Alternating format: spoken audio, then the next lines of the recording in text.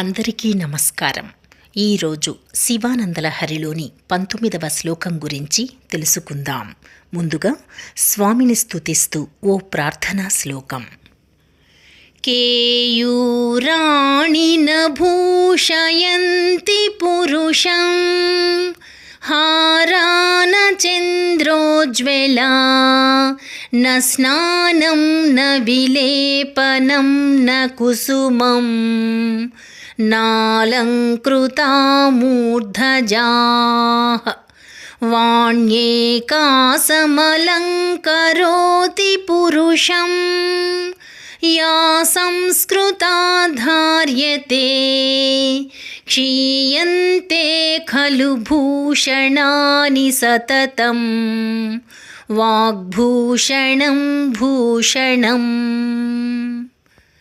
ఇప్పుడు శివానందలహరిలోని 19వ శ్లోకం.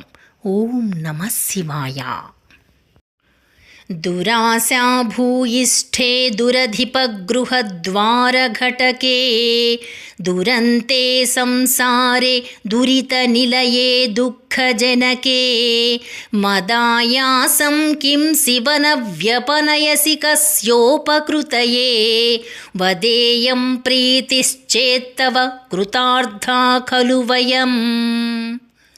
ఈ శ్లోకం యొక్క అర్థమేమిటంటే, దురాశలతో నిండినది, దుష్టులైన అధికారుల గృహద్వారములలో వేచియుండునట్లు చేయునది, పాపములకు నిలయమైనది మరియు దుఃఖమును కలిగించునది అగు అంతులేని ఈ సంసారములో నా కష్టమును ఎందుకు తొలగించవు?